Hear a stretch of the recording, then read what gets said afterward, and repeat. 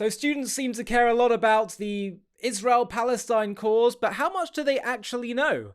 Well, Zachary Sage went to a college campus to find out. Have a watch of this. Welcome to Gaza graduation. Let's see how much students actually know what they stand for. If you get them right, you win $100. First question, have you guys chanted from the river to the sea? Yes. Okay, which river, which sea? The Sea of... So you don't know the okay. No. The answer was the Mediterranean and the Jordan. What does Hamas say their number one goal is according to their charter? They just wanted to free Palestine. It's to murder all Jews around the world. How many years did Israel occupy Gaza? Late 1800s, the entire time. Since 48. It was actually under Egyptian control for the first 20 or so years, and then Israel actually left Gaza in 2006. I'm shocked. Wait, they left? What is the definition of Zionism? Doesn't that mean you hate Palestinians, right? Jewish people who think that Judaism is the highest race. Zionism actually just means that you think Jews are entitled to having their own homeland to protect themselves from another Holocaust. You don't even have to be Jewish. That makes you a Zionist. Okay. What does Antifada revolution mean? I don't know what that means. But you've chanted it? Yeah. It's like a global call to murder Jews. Wow. Wow. Did you know you said that? No. Would you say it again? Probably not. How much have our foreign adversaries donated to American universities in the last decade? No idea. I couldn't give you a number on that. The answer was over 6 billion. How many Gazan refugees have the Arab neighboring countries let in the last few months? 35,000. The answer was 0. Look, you asked an education major about...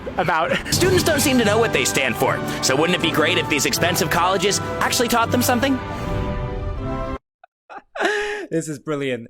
Two big takeaways from this. Number one, college isn't all it's cracked up to be. Okay, I think that's been one of the massive lessons from the past few months. It depends on the context, if you recall that. Jewish genocide depends on the context. But there's another, and I think it's a slightly hopeful takeaway, which is that, okay, these people are out there and they're protesting against Israel, but actually it seems that they don't know much. They really are very, very uninformed. There's a lot of ignorance there. And that can actually be a good thing. A lot of the hatred towards Jews in prior generations was a deep-seated, well-thought-out, ideological hatred, who the Jews are and what they represent. Most people here haven't got a clue. And that means that we have an opportunity to really replace that ignorance with enlightenment, with understanding, if we can be bold enough and strong enough to teach the truth, be uncompromising in doing so, not trying to cave to the mob and appease, but being absolutely clear on what the historical truth is, what the truth is with regard to international law, which absolutely gives Israel the right to do what she's doing, and most of all, biblically and from a divine law perspective.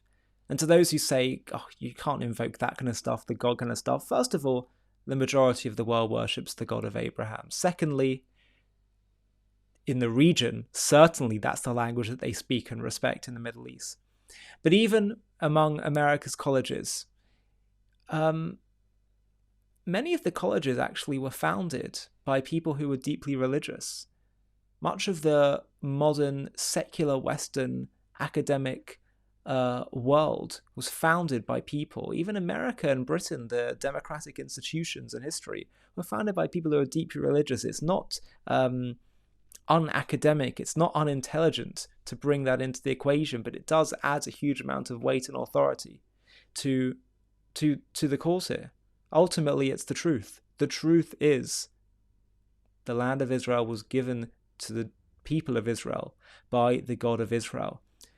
And ultimately, the truth does have power. And if you've given up on saying the truth, you're not in a good space. So we have to do lots more truth-telling and keep trying to do our part to replace the great ignorance that's out there with enlightenment and understanding.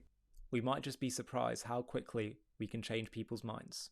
Hi, thank you so much for watching. To watch another one, click here. To stay up to date with all our content, click here to subscribe. And if you're able to, you can help support JTV to grow and grow by clicking join below this video, where you can become a member and get perks including early access to videos and private live discussions with me. But most of all, you'll be partnering with us on our mission to change the world.